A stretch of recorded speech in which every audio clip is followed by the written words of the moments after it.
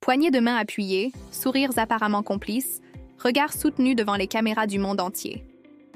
Pendant plusieurs années, Emmanuel Macron et Donald Trump ont donné l'image d'un duo étrange, parfois presque amical, parfois ouvertement conflictuel. Beaucoup ont parlé d'une bromance diplomatique, d'une relation personnelle hors norme entre le président français et l'ancien président américain.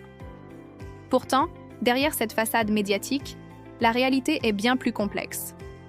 Lorsque Donald Trump arrive à la Maison-Blanche en janvier 2017, Emmanuel Macron vient tout juste d'être élu président de la République française.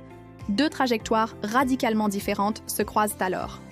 Trump est un homme d'affaires devenu chef d'État sur un discours nationaliste, méfiant envers les alliances traditionnelles et profondément critique du multilatéralisme.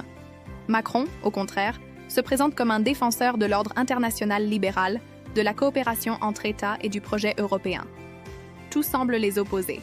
Et pourtant, très vite, Macron choisit une approche singulière, établir un lien personnel direct avec Trump.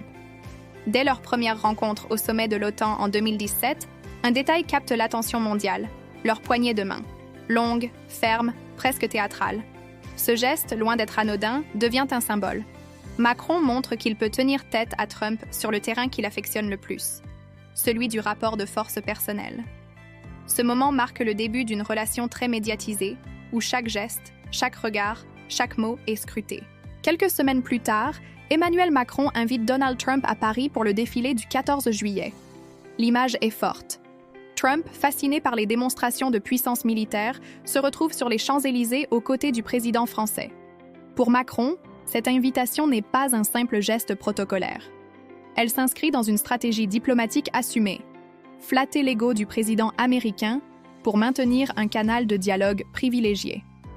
À ce moment-là, Macron espère encore pouvoir influencer Trump sur les grands dossiers internationaux. Mais très vite, les désaccords de fond apparaissent. Le premier choc majeur survient avec le climat. En juin 2017, Donald Trump annonce le retrait des États-Unis de l'accord de Paris. Cette décision provoque une onde de choc mondial. Emmanuel Macron réagit immédiatement, publiquement, avec une phrase devenue emblématique « Make our planet great again ».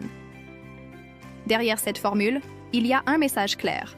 La France ne suivra pas les États-Unis dans ce retrait et se positionnera comme un leader de la lutte contre le changement climatique. Malgré les échanges personnels, les tentatives de persuasion et les rencontres répétées, Macron ne parvient pas à infléchir la position américaine. Cet épisode révèle une vérité essentielle. La proximité personnelle ne suffit pas à dépasser des divergences idéologiques profondes. La relation Trump-Macron commence alors à montrer ses limites. Les tensions s'aggravent encore sur le dossier iranien.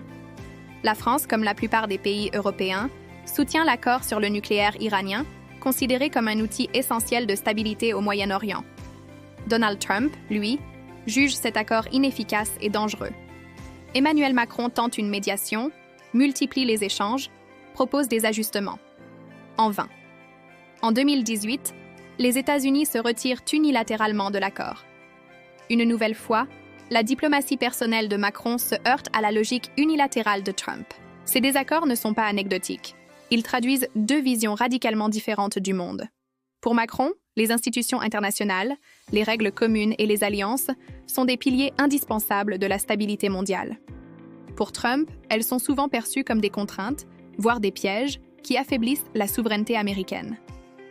Cette opposition structurelle rend toute entente durable illusoire. La question de l'OTAN cristallise particulièrement ces tensions.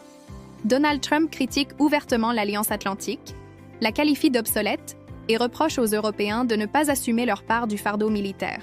Ces déclarations provoquent une inquiétude profonde en Europe, où la sécurité repose en grande partie sur le parapluie américain. Emmanuel Macron, inquiet de cette remise en cause, finit par déclarer en 2019 que l'OTAN est en état de mort cérébrale. Cette phrase choque, y compris à Washington, mais elle reflète un malaise réel. La confiance transatlantique est fragilisée. À ce stade, la relation entre Trump et Macron est clairement entrée dans une phase de rapport de force assumé. Les sourires demeurent, mais les divergences sont désormais publiques. Sur le plan économique, les tensions s'intensifient encore. Donald Trump menace régulièrement l'Union européenne de sanctions commerciales, notamment sur l'acier, l'aluminium et la taxation des géants du numérique. Emmanuel Macron, de son côté, refuse de renoncer à une fiscalité qu'il juge juste et nécessaire. Pour la France, il n'est plus question de céder aux pressions américaines. Cette période marque un tournant. La relation Trump-Macron cesse d'être perçue comme une tentative d'influence douce et devient un bras de fer stratégique. Macron assume de plus en plus clairement la nécessité pour l'Europe de réduire sa dépendance vis-à-vis des États-Unis, tant sur le plan militaire qu'économique. C'est dans ce contexte qu'il pousse le concept d'autonomie stratégique européenne, une idée qui prend tout son sens face à l'imprévisibilité de la politique américaine sous Trump. Pourtant, malgré ces tensions, le dialogue ne se rompt jamais complètement. Macron continue de parler à Trump, de maintenir un canal ouvert. Cette attitude lui vaut parfois des critiques, certains estimant qu'il accorde trop d'importance à une relation personnelle inefficace. Mais pour le président français, il s'agit avant tout d'un choix pragmatique. Mieux vaut un dialogue difficile qu'une rupture totale. Du côté de Donald Trump, la relation avec Macron semble mêler respect et méfiance. Trump reconnaît en Macron un interlocuteur intelligent, habile, capable de s'exprimer sur la scène internationale. Mais il ne cède jamais sur les dossiers qu'il juge fondamentaux pour les intérêts américains. La relation n'est donc ni une amitié, ni une alliance renforcée, mais un équilibre instable entre coopération minimale et confrontation assumée. Avec la fin du mandat de Donald Trump, cette séquence diplomatique ne disparaît pas pour autant. Elle laisse un héritage durable. En Europe, elle renforce l'idée que les alliances ne sont jamais acquises et que la dépendance stratégique comporte des risques. Elle nourrit également une réflexion profonde sur la place de l'Europe dans un monde de plus en plus multipolaire.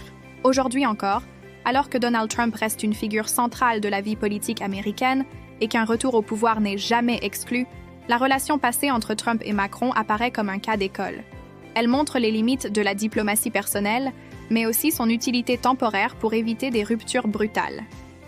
Elle rappelle surtout une leçon essentielle.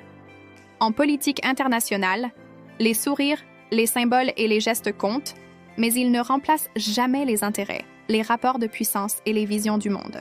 Au final, la relation Trump-Macron n'a jamais été une véritable bromance. Elle fut une succession de rapprochements tactiques et de confrontations franches. Une relation en dents de scie à l'image d'un monde en transition. Un monde où les alliances se fragilisent, où les équilibres se recomposent, et où la diplomatie reste, plus que jamais, un art du rapport de force.